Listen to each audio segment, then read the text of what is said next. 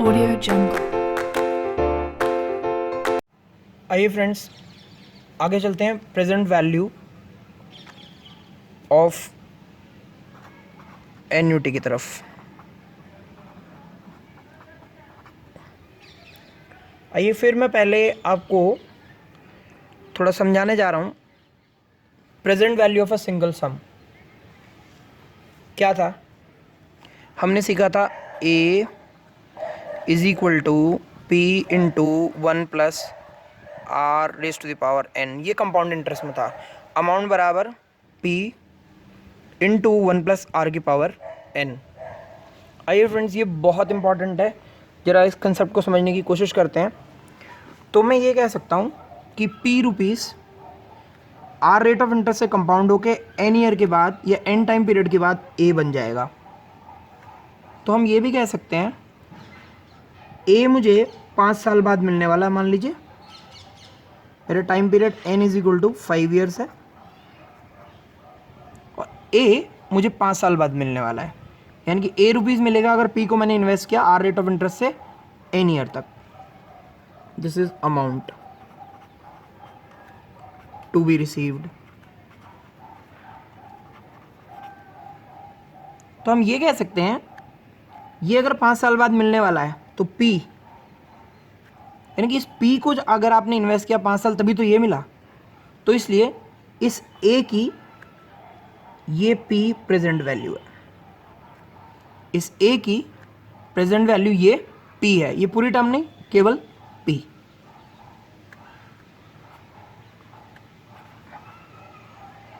Present value किसकी?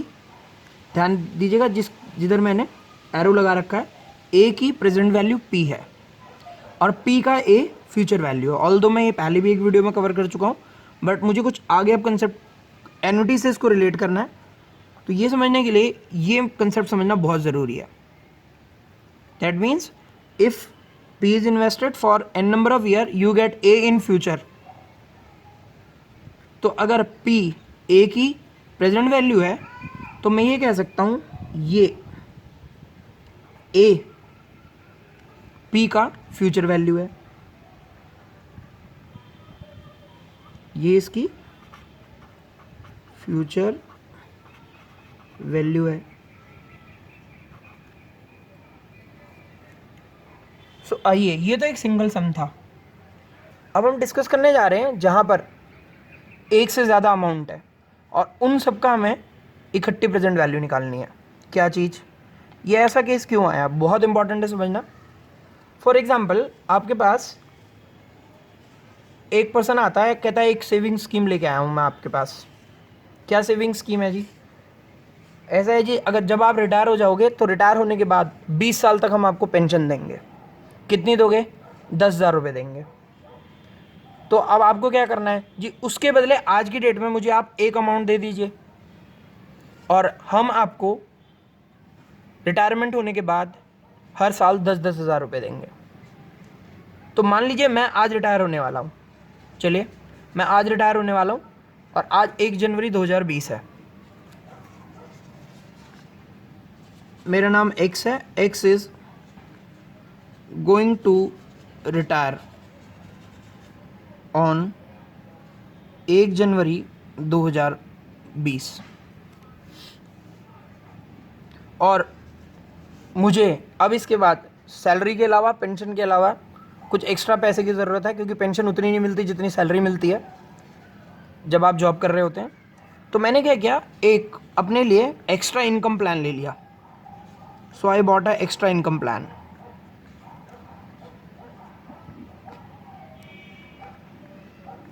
Saving schemes भी बोलते हैं इनको, पेंशन फंड भी बोलते हैं। और इनकम टैक्स में जब आप आगे पढ़ेंगे सीए इंटर में, इस इन्वेस्टमेंट करने के कारण आपकी टोटल इनकम में से ये लेस हो जाता है और लेस होने के कारण आपको इसका बेनिफिट मिलता है। यानी कि बेनिफिट कैसे मिलता है? आपकी टैक्स लायबिलिटी कम हो जाती है, टोटल इनकम में से इसे रिड्यूस कर दिया जाता है। एनीवे, बात की बात है।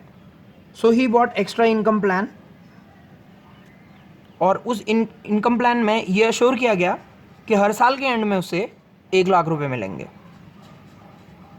यानी कि he is going to retire on 1 January 2020 and from 31st December 2020 onwards,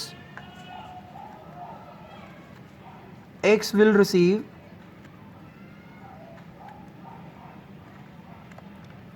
income of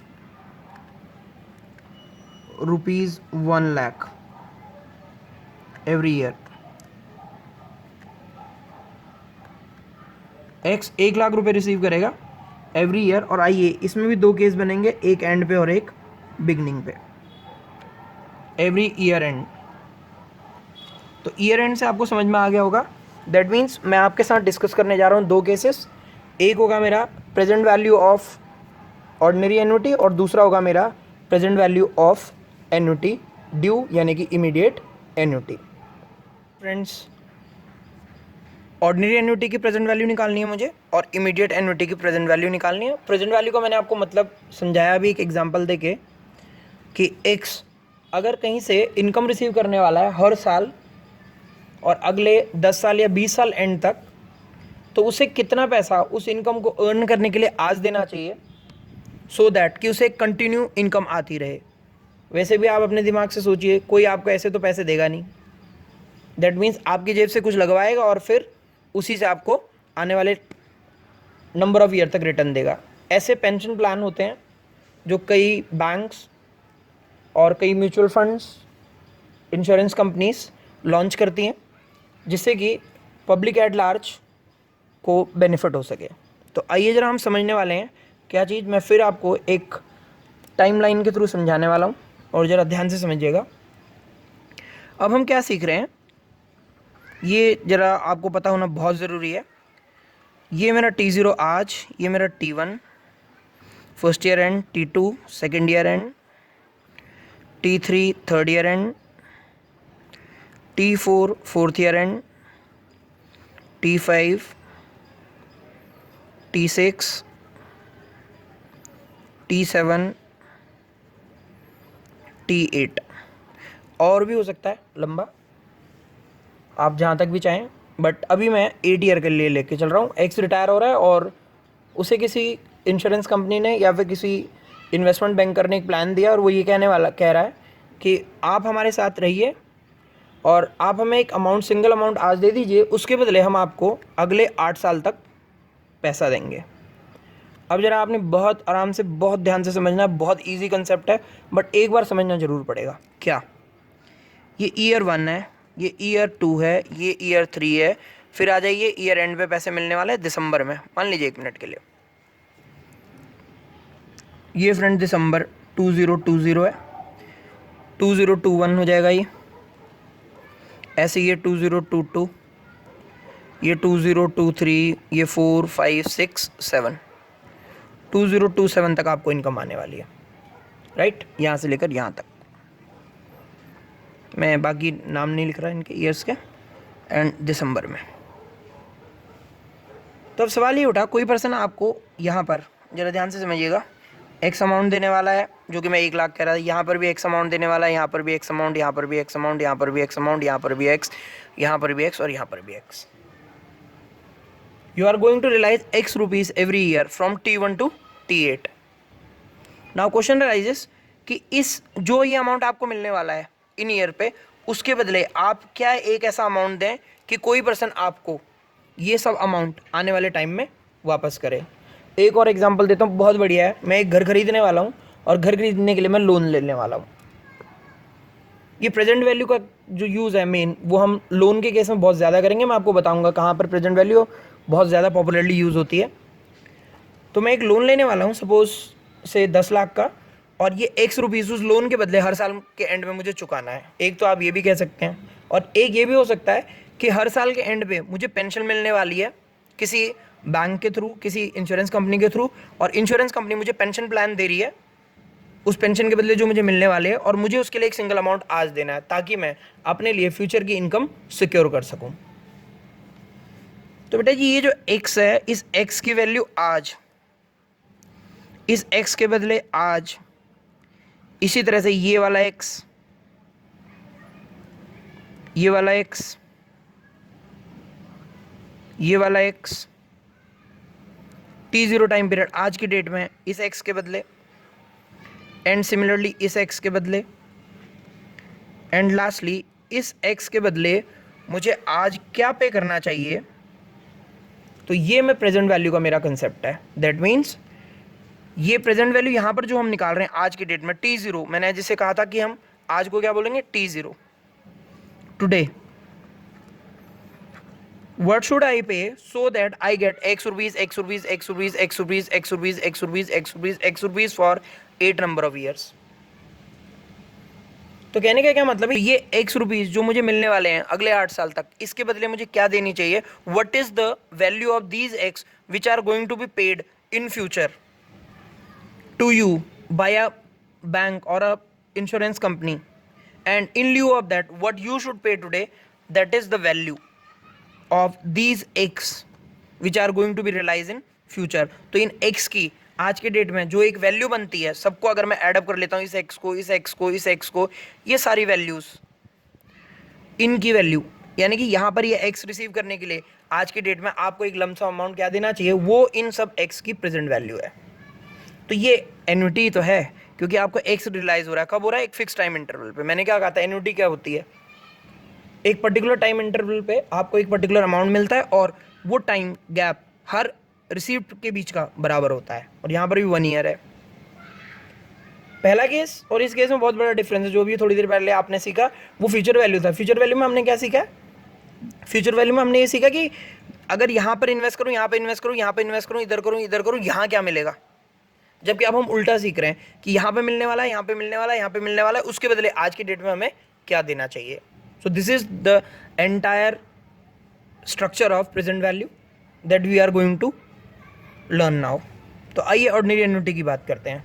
एक x यहाँ पे मिल रहा है, एक यहाँ पे मिल रहा है, यहाँ पे मिल रहा है, यहाँ पे मिल रहा है, यहाँ पे मिल रहा है, यहाँ पे मिल रहा है, यहाँ पे मिल रहा है, और यहाँ पर। आइए अब जरा समझते हैं। मैं ये मान के चल रहा हूँ, ये x जो मुझे फर्स्ट ईयर एंड पे मिलेगा, ये x जो सेकेंड ईयर एंड पे मिलेगा, ये थर्ड पे मिलेगा, फोर्थ पे मिलेगा, फिफ्थ पे मिलेगा, सिक्स पे मिलेगा, सेवन्थ पे मिलेगा, और ये मुझे 8th पे मिलेगा। आइए इसके लिए मैंने P1 इन्वेस्ट किया जिसके कारण मुझे ये मिला, इसके लिए मैंने P2 इन्वेस्ट किया, यहाँ पर मैंने P3 इन्वेस्ट किया, इधर मैंने P4, यहाँ पर P5, यहाँ पर P6, यहाँ पर P7, और यहाँ पर मैंने P8 इन्वेस्ट किया। Please try to understand very carefully. ये x मिले इसके लिए आज मैंने P1 दिया, यहाँ पर मुझे x मिले इसके लिए मैंने P2 दिया। सेम नहीं हो सकता क्योंकि टाइम का डिफरेंस है। ऐसे ही P3 P4 ये सब रिसीव करने के लिए मैं successfully P1 P2 P3 P4 P5 P6 P7 और P8 दिए हैं। तो मैं ये कह सकता हूँ फर्स्ट ईयर एंड पे मुझे x मिलने वाला है। तो फ्यूचर वैल्यू कंसेप्ट याद कीजिए, फर्स्ट ईयर एंड पे मुझे अगर x मिलने वाला है तो मैंने आज इन्वेस्ट किया P1 आपने आज इन्वेस्ट किया R रेट ऑफ इंटरेस्ट से। P1 आपने किया R रेट ऑफ इंटरेस्ट से कितने साल के लिए, 1 साल के लिए। तो आपको क्या मिल गया x, क्योंकि P1 आपने कब इन्वेस्ट किया, यहाँ पर। इसी तरह से P2 आपने कहाँ पे इन्वेस्ट किया, इस टाइम पीरियड पे। कितने साल के लिए, 2 साल के लिए। तब आपको क्या मिला, x। इसी तरह से ये P3 आपने यहाँ पे इन्वेस्ट किया इस पॉइंट पे, तो आपको क्या मिला, 3 साल बाद इसके बदले x। इसी तरह से आपने फिर P4 इन्वेस्ट किया रेज़ टू द पावर 4, तो आपको क्या मिला, x फोर्थ ईयर एंड पे। P5 यहाँ पर इन्वेस्ट किया आपने 1 + r⁵ और आपको क्या मिला,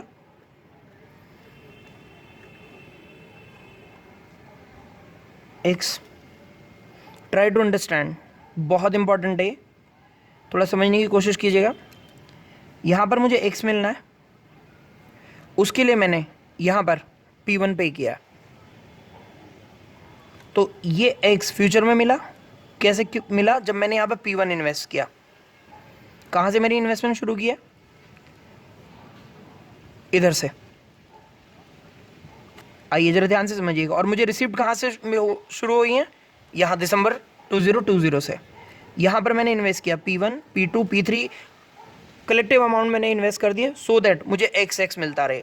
आइए जरा समझते हैं। X is equal to P6 1 plus are की पावर 6, P7 1 प्लस आर की पावर 7, P8 1 प्लस आर की पावर 8।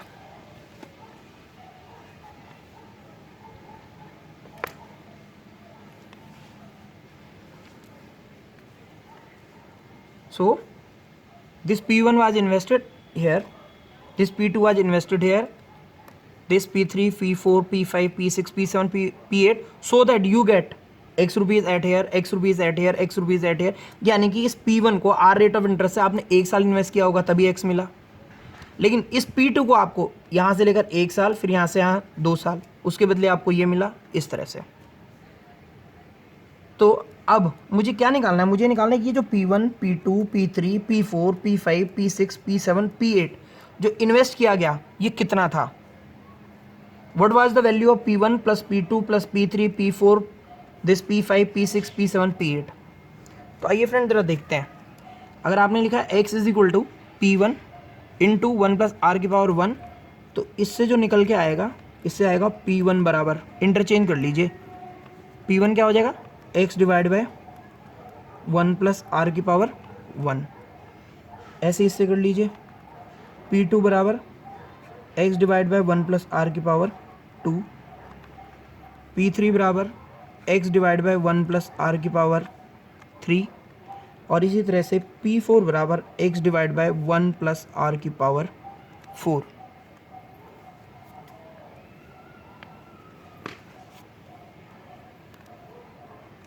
यहाँ आ जाइए,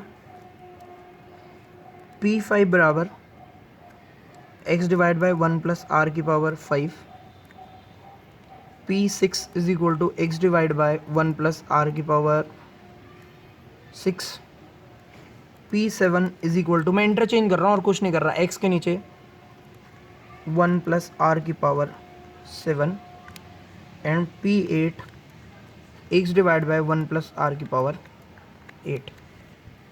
सो friends what I am going to do, मैं ये निकालने वाला हूँ कि यहाँ पर मैंने ये जो इन रिसिप्ट्स के लिए x ये P1 plus P2 P3 P4 P5 P6 P7 P8 total कितना था।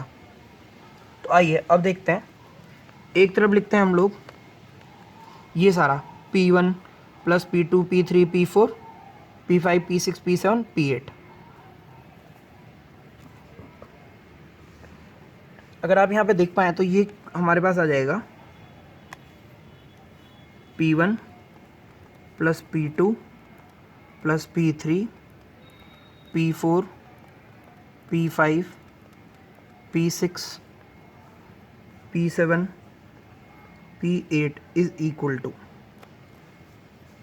क्या हो जाएगा, x बराबर 1, x divide by 1 plus are raise to the power 1, x divide by 1 plus are raise to the power 2, x divide by 1 plus are raise to the power 3, और x divide by 1 plus are raise to the power 4, x divide by 1 plus are raise to the power 5, x divide by 1 plus are raise to the power 6, x divide by 1 plus are raise to the power 7 and x divide by 1 plus are raise to the power 8। ये आ गया अब आपके सामने। आइए दोस्तों एक काम कर रहा हूँ, मैं इस सारे को P1 P2 P3 P4 P5 P6 P7 P8 इन सब के बदले मैं एक लिख रहा हूँ और इसको मैं लिख रहा हूँ P इज इक्वल टू ये सारा है, और दूसरी तरफ मेरे राइट हैंड साइड पर ये सब है। सो हमारे पास था P is equal to x divide by 1 plus are raise to the power 1, x divide by 1 plus are raise to the power 2, x divide by 1 plus are raise to the power 3, x divide by 1 plus are raise to the power 4, और इस तरह से ये चलता गया x divide by 1 plus are raise to the power 8 तक।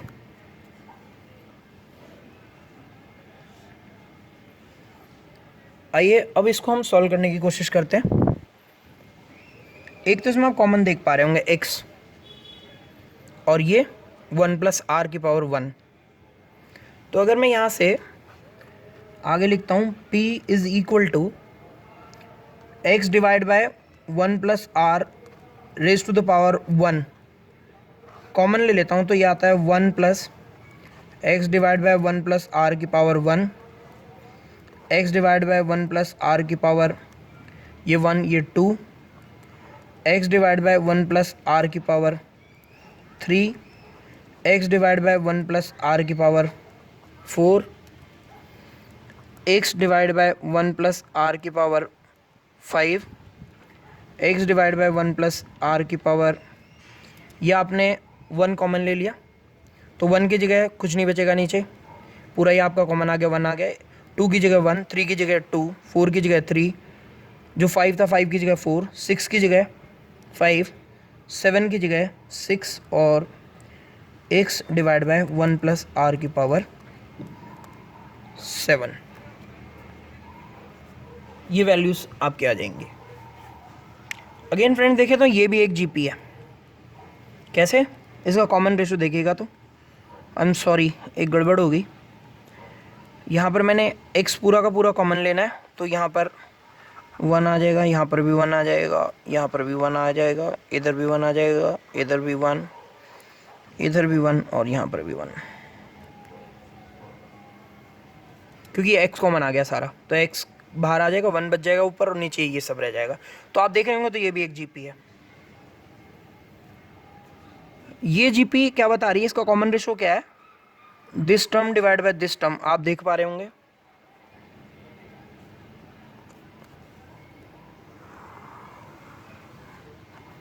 अगर आप देख पाए तो ये आ रहा है 1 plus 1 divide by 1 plus R, ये वाला whole divide by previous term 1 is equal to 1 divide by 1 plus r.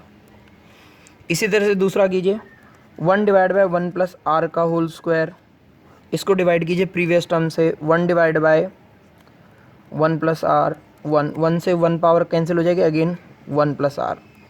Common ratio ये term divide by previous term, ये term divide by previous term, ये term divide by previous term, ये common ratio same होना चाहिए 1 divide by 1 plus r. आइए तो सवाल उठा, अब मुझे क्या करना है, मुझे इसका टोटल निकालना है। तो आइए ये तो आपको दिख गया कि इसका कॉमन रेशो क्या है 1 डिवाइड बाय 1 प्लस आर। थोड़ा सा एक ध्यान रखिएगा फ्रेंड्स, जीपी में ज्योमेट्रिक प्रोग्रेशन है, इसमें हमारे पास सम टू एन टर्म्स, यानी कि इन 1 2 3 4 5 6 7 8 टर्म का टोटल निकालने का फॉर्मूला होता है ए, यानी कि फर्स्ट टर्म इंटू आर की power n minus 1 divide by R minus 1। कब? अगर r की वैल्यू ग्रेटर देन 1 है, r की वैल्यू ग्रेटर देन 1 है। लेकिन अगर मैं इस केस की बात करूं, if r is greater than 1, लेकिन ये जो मैं r की बात कर रहा हूं आपसे, ये r और ये r आप कंफ्यूज हो जाएंगे, सेम r आ रहा है स्मॉल स्मॉल, मैं इसको कैपिटल R ले लेता हूँ। आइए कैपिटल R ले लेते हैं, तो r की power n minus 1 divide by r minus 1, और यहाँ ये कहता है when r is greater than 1, r is greater than 1। तो यहाँ पर अगर मैं देख रहा हूँ कॉमन रेशो, ये जो जिस r की हम बात कर रहे हैं, ये r क्या चीज़ है, ये पूरी ये टर्म है 1 divide by 1 plus R, this is common ratio. और आइए जरा एक बात बहुत इंपॉर्टेंट आपने समझनी है, वो क्या, r कुछ भी होगा, दैट मीन्स चाहे r 10% हो, 20% हो, 8% हो, 9% हो, चाहे 1% क्यों नहीं है, अगर 1 डिवाइड बाय 1 प्लस मैं r की वैल्यू 1% डाल देता हूँ, या 1% मीन 0.01, तो ये जो आंसर आएगा इसका, this will be always less than 1। 1 को आप डिवाइड कर रहे हैं 1 से ज़्यादा वैल्यू, क्योंकि रेट ऑफ इंटरेस्ट कभी भी वो 0 से कम तो होगा नहीं, और 0 वैसे नहीं होगा, यानी कि 0 से ज़्यादा ही होगा। तो ये जो नीचे की वैल्यू होगी ये हमेशा 1 से ज़्यादा होगी, और 1 को अगर आप डिवाइड करेंगे इससे, तो जो भी आंसर आएगा that will be less than 1। तो फ्रेंड्स यहाँ पर ये फॉर्मूला नहीं लगेगा। फिर देन हमारा दूसरा फॉर्मूला आता है sum to n term is equal to r की power n minus 1 divide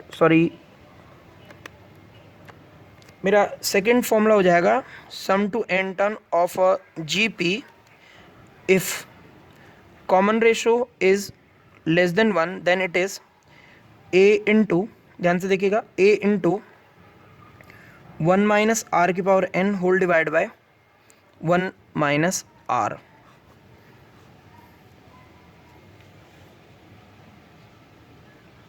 okay, तो दैट मीन्स आइए अब हम आर की वैल्यू पुट करते हैं। आर क्या है हमारा 1 divide 1 plus R. What is ए?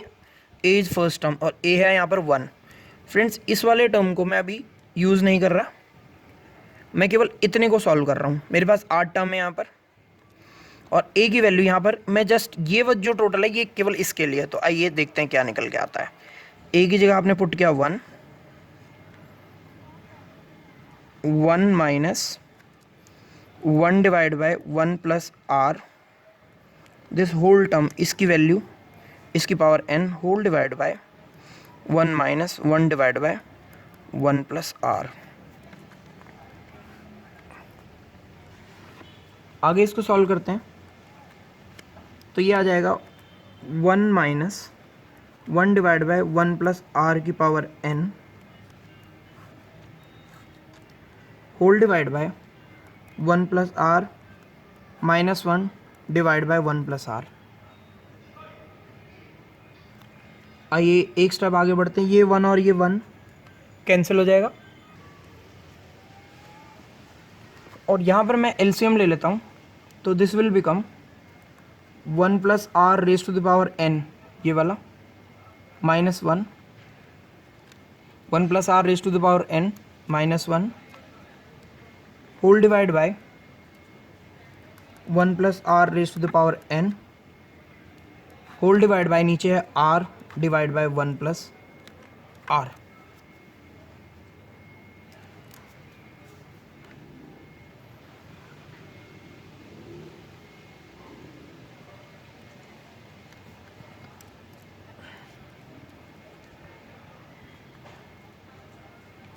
मैं इस टर्म को सॉल्व करने जा रहा हूँ। 1 plus are raise to the power n minus 1 divide by 1 plus are raise to the power n whole divide by r divide by 1 plus R. आप आगे देखते हैं तो ये सॉल्व हो के आ जाता है 1 प्लस आर की power n minus 1 whole divide by 1 plus are raise to the power n into 1 plus are whole divide by are.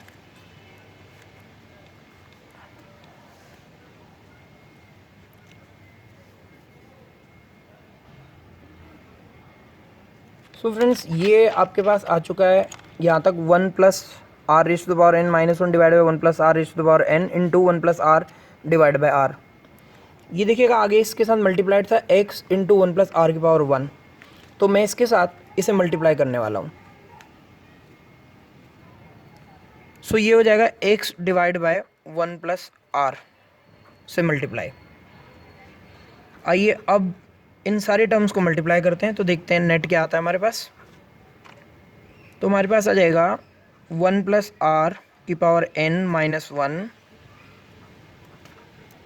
Whole divide by 1 plus are raise to the power n। एक bracket में ये बना रहा हूँ और इनको multiply कर रहा हूँ आपस में। सो व्हाट विल हैपन, ये 1 प्लस आर और 1 प्लस आर आपस में कैंसिल हो जाएंगे और यहाँ से मेरे पास बचेगा x डिवाइड बाय आर। आइए नेक्स्ट, इस 1 प्लस आर की पावर n से इस न्यूमरेटर को पूरा डिवाइड कर दीजिए तो ये आ जाएगा 1 plus are raise to the power n whole divide by 1 plus are raise to the power n minus 1 divide by 1 plus are की पावर n और x divide by are. So now this will become, इसको cancel कर लीजिए, 1 minus, इसको भी ऊपर ले चलते हैं, 1 प्लस आर की पावर n ऊपर जाएगा तो माइनस n हो जाएगा, ये मेरे पास ब्रैकेट के अंदर और बाहर x divide by r। So finally it will become 1 minus 1 plus are की power minus n। Friends x को आगे ले आइए और ये हो जाएगा मेरा r। सो फाइनली हमने फॉर्मूला डिराइव कर लिया और हमारा फॉर्मूला क्या बनना है, हमारा फॉर्मूला बना है ये अमाउंट क्या एक्स जो हर साल मुझे रिसीव होने वाला था, कब तक, 8 नंबर ऑफ ईयर्स तक।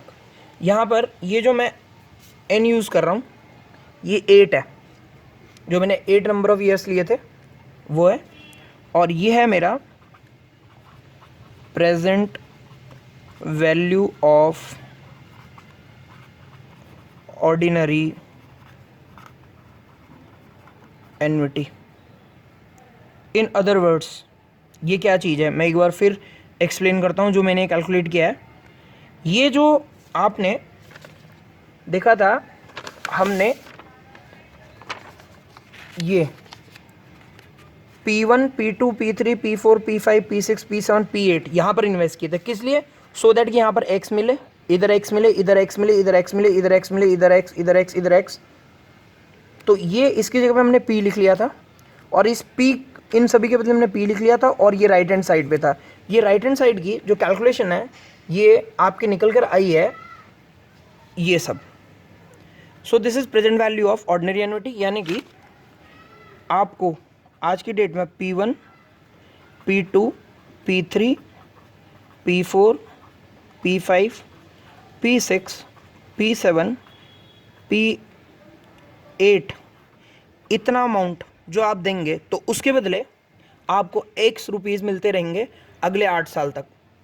और इन सभी के बदले जो अमाउंट आपने पे करना है, तो जो भी आपका x आ रहा है उस x को इस कैलकुलेशन से मल्टीप्लाई करेंगे 1 minus 1 plus are raise to the power minus n divide by R, तो ये आ जाएगा आज के डेट में x रुपये अगर आपको मिलने वाले अगले 8 साल तक, तो आपको इतना अमाउंट देना पड़ेगा। So this is nothing but this is the present value of the x which is going to be realize at the end of each successive year for next 8 years. So friends, ordinary annuity का जो हमने present value सीखी वो क्या निकल के आई आपके पास, वो निकल के आई अगर आपको x रुपीज़ मिलने वाले हैं एवरी ईयर, तो x into 1 plus R 1 minus 1 plus are raise to the power minus n whole divide by R. तो ये वैल्यू क्या निकल के आई है आपके पास, x into 1 minus 1 plus are raise to the power minus n divide by R. तो ये मेरे पास प्रेजेंट वैल्यू है। ये किस चीज़ की प्रेजेंट वैल्यू है, ये है मेरे पास present value of ordinary annuity जो कि आपने ये कैलकुलेट की थी। आइए फ्रेंड्स, नेक्स्ट केस देखते हैं हम लोग, प्रेजेंट वैल्यू ऑफ इमीडिएट और एन्युटी ड्यू। इस केस में जो ध्यान देने वाली बात है वो क्या है, पहले हमने कहा था ये x रुपीज़ हमें फर्स्ट ईयर के एंड पे मिलेगा, इसीलिए हमने इसको एन्युटी ड्यू कहा, ऑर्डिनरी एन्युटी कहा, क्योंकि ऑर्डिनरी के केस में जो फर्स्ट पेमेंट होती है वो फर्स्ट पीरियड के एंड से शुरू होती है, फर्स्ट टाइम इंटरवल के एंड से शुरू होती है।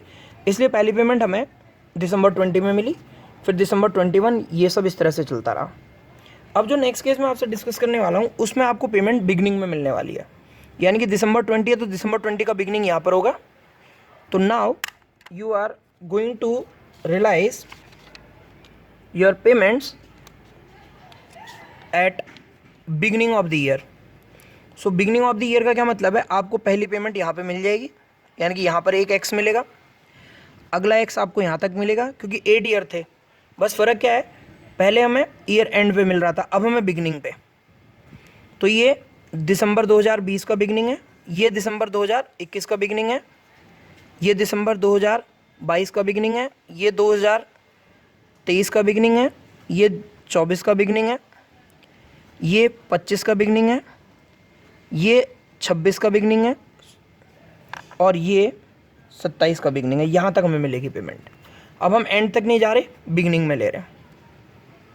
तो ज़रा ध्यान से समझिएगा, पहले हमने ये कहा था कि ये P1 हम आज इन्वेस्ट कर रहे हैं, तब जाके 1 साल के बाद हमें x मिल रहा है। यहाँ पर हमने कहा था P1 आज हम इन्वेस्ट कर रहे हैं, तब 1 साल के बाद हमें x मिल रहा है। अब ये 1 साल बाद नहीं मिल रहा, ये सेम डे मिल रहा है। थोड़ा ध्यान से समझिएगा। जो फर्स्ट केस था उसमें ये था P1 हमने जो माना था कि आज अगर हम इन्वेस्ट करते हैं तो फर्स्ट ईयर एंड पे X मिलेगा, यहाँ पे फर्स्ट ईयर एंड। अब ये सेम डे मिल रहा है, तो इसका मतलब जो फर्स्ट P1 होगा यहाँ पर मेरे पास नेक्स्ट केस में, so P1 will be equal to X। P1 किसके बराबर होगा? X के। अब आपको ये P2 मिला, ये आपकी फर्स्ट पेमेंट जो मैंने मानी थी कि इस X को रिसीव करने के लिए आपने आज P1 इन्वेस्ट किया। अब ये X यहाँ पे नहीं, यहाँ पे मिल रहा है, तो इसके लिए मैंने ये कहा अगर मैं P1 पे करता हूँ तो इसके बदले आज ही मुझे X मिल गया, तो यानी कि P1 is equal to X। आइए P2 कब मिल रहा है? फर्स्ट ईयर एंड पे। तो अब हम यहाँ से लिखेंगे P2 बराबर, यानी कि या P2 अगर मैं इन्वेस्ट करता हूँ, अगर मैं P2 इन्वेस्ट करता हूँ 1 प्लस कितने साल तक? 1 साल तक, तो मुझे क्या मिलने वाला है? X, क्योंकि ये यहाँ पर मिलने वाला है सेकेंड ईयर के बिगिनिंग में या फर्स्ट ईयर के एंड में। यानी कि आपने फर्स्ट ईयर 1 साल के लिए इन्वेस्टमेंट की, आर रेट ऑफ इंटरेस्ट है, तब आपको X मिला। इसी तरह से P3 को आपने इन्वेस्ट करना है 1 plus are raise to the power 2। ध्यान से समझिएगा 2 क्यों लिख रहा हूँ, बहुत इजीली समझा जा सकता है। ये मुझे P1 मिला, ये मुझे P2 मिला, यहाँ पर मुझे P3 मिला, सॉरी X मिला, और उसके लिए मैंने P1 इन्वेस्ट किया, इधर मैंने P2 इन्वेस्ट किया, इधर मैंने P3 इन्वेस्ट किया। किसके लिए? X पाने के लिए। ये सारी investment P1 P2 P3 P4 P5 P6 P7 P8 यहाँ पर होने वाली है, प्लीज़ ज़रा ध्यान दीजिएगा। इसी तरह से आपने P4 इन्वेस्ट किया, और P4 इन्वेस्ट करने के कारण 1 plus are raise to the power 3 is equal to आपको X मिला। कैसे? ये P4 कौन सा है? P4 आपने यहाँ इन्वेस्ट किया क्या पाने के लिए? फर्स्ट छोड़ दीजिए, सेकंड छोड़ दीजिए, थर्ड छोड़ दीजिए, ये फोर्थ वाला पाने के लिए। और यहाँ से अगर मैं चलूँ तो ये 1 साल, ये 2 साल, और ये 3 साल। तो इस तरह से 1 plus are raise to the power 3 is equal to X। इसी तरह से आपने P5 इन्वेस्ट किया कितने ईयर के लिए? ज़रा देखिए यहाँ से 1 2 3 4, यहाँ पर आपने इस वाले X को पाने के लिए आपने यहाँ पर P5, प्लीज़ ये वाला मत देखिएगा क्योंकि अब हम बिगनिंग पेमेंट देख रहे हैं, तो ये वाले इरेलेवेंट है, हमें ये देखने हैं P1 P2 P3 P4 और P5 वाले। 1 प्लस आर की पावर 4 ये हो जाएगा मेरा X। इसी तरह से P6 1 प्लस आर की power 5 is equal to P7 हो जाएगा। ये देखिए ज़रा, P1 is equal to X, P2 is X is equal to P2 into 1 plus are की पावर 1, ये 2 P3 के साथ, 4 के साथ, ये P4 के साथ पावर 3, P5 के साथ 4, P6 के साथ 5, ये P7 के साथ 1 plus are raise to the power 6 is equal to X। तो इस तरह से 1 2 3 4 5 6 7 और last P8 into 1 plus are raise to the power 7 is equal to X। ये लास्ट का X पाने के लिए आपने यहाँ पर P8 इन्वेस्टमेंट की, और कितने साल के लिए? 1 2 3 4 5 6 7। प्लीज़ समझिएगा, आपने यहाँ पर ये वाला मैंने क्या बोला आपको कि यहाँ ये P1 यहाँ तक इसलिए जा रहे हैं क्योंकि आप एंड में पे कर रहे हैं, लेकिन यहाँ पर आप बिगनिंग में P5, यहाँ पर P6, इसके लिए P7 इन्वेस्ट किया गया, और इसके लिए P1 P2 P3 P4 P5 P6 P7 and P8। तो ये हमारे पास आया किसके लिए? इमीडिएट एन्युटी के लिए। P1 X, P2 1 plus are की power 1, then P3 1 plus are की power 2 is equal to X, P4 1 plus are की power 3 is equal to X, और इस तरह से ये कैलकुलेशन आगे बढ़ी है। तो आइए बढ़ते हैं, देखते हैं नेक्स्ट पेज पर। सो हमारे पास जो कैलकुलेशन अभी तक हो चुकी है वो ये है, यानी कि अगर बिगिनिंग में मुझे x चाहिए, x यहाँ पर यहाँ पर यहाँ पर यहाँ पर यहाँ पर, इसके लिए मैंने इस वाले x को पाने के लिए P1, इसके लिए P2, इस तरह से इन्वेस्टमेंट कर ली P8 तक, और ये मेरी इनकी वैल्यूज़ निकल गई। जैसे हमने ये कैलकुलेट किया बिल्कुल ऐसे ही मैंने ये कैलकुलेट किया। तो आइए ज़रा देखते हैं, अब इनको हम लोग एडअप करते हैं और देखते हैं क्या निकल के आया। इसे कुछ ऐसे निकल के आया, P1 यहाँ पर आप देख पा रहे हैं, P1 is equal to x plus P2 plus P3 plus P4 plus P5 plus P6 plus P7 plus P8। ये सारे मैंने आज की डेट में इन्वेस्ट किए, क्या पाने के लिए? x पाने के लिए। तो इनकी मैंने वैल्यू निकाली थी, P1 बराबर x, P2 बराबर x divide by 1 plus are की पावर 1, P3 बराबर x divide by 1 plus are की पावर 2, इस तरह से। तो आइए देखते हैं, P1 is equal to x plus next आपके पास है next x divide by 1 plus are की पावर 1, P2 के लिए x divide by 1 plus are की power 1, x divide by 1 plus are की power 2, x divide by 1 plus are की power 3, x divide by 1 plus are की power 4, x divide by 1 plus are की power 5 and x divide by 1 plus are की power 6।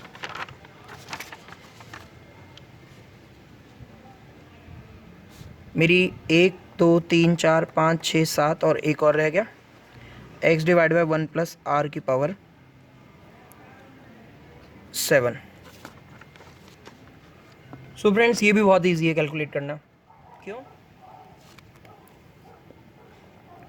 सो x into ये सब आ गया, और इस सभी की जो वैल्यू हमारे पास आती है, हमने जो प्रीवियस मेथड में देखा यानी कि ऑर्डिनरी एन्युटी के केस में, इसकी वैल्यू जो कैलकुलेट करके आती है वो आती है 1 plus are raise to the power n minus 1 whole divide by 1 plus are raise to the power n into 1 plus are whole divide by r। ये इस टर्म की वैल्यू निकल के आती है जो अंदर है हमारे पास। तो आइए अगर हम इसको सॉल्व करते हैं इस टर्म को, तो now this becomes x into, जरा ध्यान से देखिएगा, इस 1 प्लस आर की पावर n से आप पहले इसको डिवाइड कर दीजिए, तो ये जाएगा 1 प्लस आर की पावर n, 1 प्लस आर की power n minus 1 divide by 1 plus are की पावर n। ये मेरे पास इतना पोर्शन हो जाएगा, बाहर है मेरे पास 1 plus are divide by r.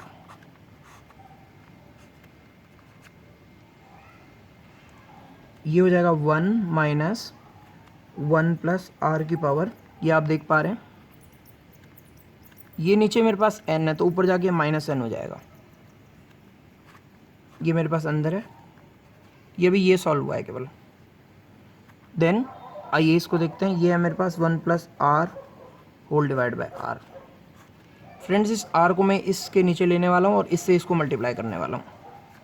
ये अगर मल्टीप्लाई हो जाता है तो this will become 1 plus r minus 1 plus are raise to the power, देखिए 1 प्लस आर की पावर माइनस 1 है और ये 1 प्लस आर की पावर 1 है, 1 माइनस n, जो पॉजिटिव वाला है वो इस माइनस n के साथ ऐड होगा तो 1 और पॉजिटिव 1 और दूसरा हमारे पास माइनस n है, तो ये मिलके हो जाएगा हमारा 1 minus n whole divide by r।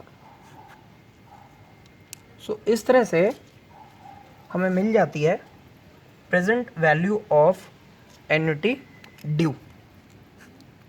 So friends ये हो जाएगी present value of annuity due,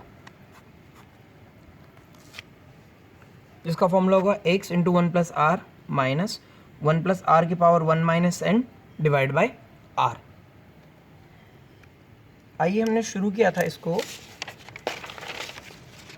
यहाँ से, जहाँ पे हमने कहा था ऑर्डिनरी एन्युटी की प्रेजेंट वैल्यू होती है x into 1 minus 1 plus are raise to the power minus n divide by r. आइए एन्युटी ड्यू का केस देखते हैं। सो एन्युटी ड्यू के केस में हमारे पास जो प्रेजेंट वैल्यू निकल के आई वो आई x into 1 plus r minus 1 plus are raise to the power 1 minus n whole divide by, अगर आप इसको करते हैं whole divide by are. So ये हमारी ऑर्डिनरी एन्युटी की present value that is x 1 minus 1 plus r minus n divide by r, और ये इमीडिएट यानी कि ड्यू की। दोनों में फ़र्क क्या था? सिंपल ये था कि एक केस में मुझे इनकम एंड में मिलने वाली है फर्स्ट ईयर एंड से, जिसे हमने कहा ऑर्डिनरी एन्युटी। तो इन फ्यूचर में मिलने वाली इनकम के बदले आज हमें क्या देना चाहिए? What present value should be paid today to get these future values of x for next 8 year. Similarly दूसरे केस में हर साल के बिगनिंग में मुझे आज ही से मिलना शुरू हो जाए, राइट फ्रॉम जनवरी 1 तारीख से अगर मैं रिटायर हो रहा हूँ इसी दिन से मुझे एक्स मिलना स्टार्ट हो जाए। कब तक? First year, second, third, fourth, fifth, six, 7, 8। देखिएगा दोनों में 8 ही हैं, बस एक में कहाँ से स्टार्ट हुए? बिगिनिंग में, और दूसरे में एंड में। तो इसलिए जहाँ से एंड में स्टार्ट हुआ वहाँ पर एंड पे खत्म हो गया, जबकि बिगिनिंग वाला 8th ईयर के बिगिनिंग पे खत्म हुआ, क्योंकि 8th पेमेंट मुझे 8th के बिगिनिंग में मिल जाएगी। उसके लिए मेरे पास फॉर्मूला हो जाएगा x into 1 plus r minus 1 plus r into 1 minus n divide by r. तो फ्रेंड्स जिन लोगों के पास मैथ्स नहीं भी है या जिन्होंने पहले मैथ्स नहीं भी पढ़ा, तो ये जो इतना कॉम्प्लिकेटेड हमने डेरिवेशन किया ये जस्ट मैंने कंसेप्चुअल क्लैरिटी के लिए किया है, because this video pertain to revision and revision needs conceptual clarity. So आपके पास ये आ गया अगेन ऑर्डिनरी एन्युटी की प्रेजेंट वैल्यू और ये ड्यू की। आई होप प्रेजेंट वैल्यू का कॉन्सेप्ट आपको बहुत बढ़िया से क्लियर हो गया होगा friends.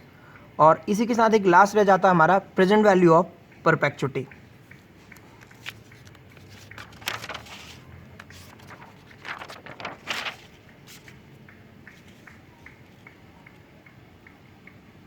Friends present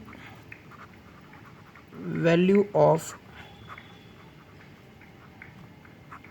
perpetuity, friends इसके बहुत ज़्यादा आपने डेरिवेशन में नहीं जाना, मैं केवल 2 चीज़ें आपको सिखा रहा हूँ। फ्यूचर वैल्यू तो मैंने आपको बताया था डेरिवेट हम निकाल ही नहीं सकते, क्यों? क्योंकि परपेचुइटी ऐसी पेमेंट है जो इनडेफिनेटली पे होगी। कहाँ तक पे होगी हमें भी नहीं पता, और जिस चीज़ का हमें नहीं पता कि कहाँ तक पे होगी तो उसकी हम फ्यूचर वैल्यू कैसे निकालें जब तक एनी डिफाइंड नहीं है। बट प्रेजेंट वैल्यू के लिए अगर ये ऑर्डिनरी है, यानी कि फर्स्ट पेमेंट या फिर फर्स्ट रिसिप्ट परपेचुइटी की पीरियड एंड पे आती है या फिर टाइम पीरियड के एंड से शुरू होती है, तो इसकी वैल्यू होती है a डिवाइड बाय आर, या फिर आप कह सकते हैं x डिवाइड बाय आर, जहाँ पर हमारी x और a is a perpetual receipt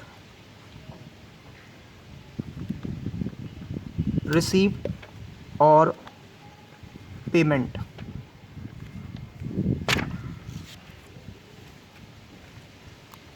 और इसी के साथ अगर ये ड्यू है यानी कि इमीडिएट परपेचुइटी है,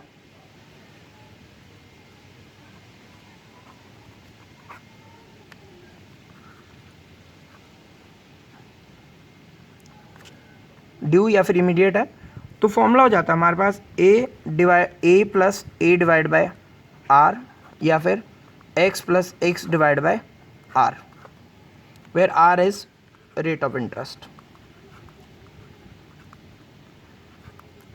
फ्रेंड्स आने वाली स्टेज पर मैं इसका भी और इसका भी आपके साथ प्रॉब्लम दूंगा, क्योंकि आपके ICAI के स्टडी मटेरियल में एक क्वेश्चन है जहाँ पर एक स्कूल प्राइस डिस्ट्रीब्यूट करता है हर साल एंड पे, और उसे ये चाहिए कि कितना अमाउंट उसे आज की डेट में बैंक में इन्वेस्ट करना चाहिए, सो दैट कि हर साल perpetually infinite number of years तक वो प्राइस डिस्ट्रीब्यूट करने के लिए पैसे इकट्ठे कर सके।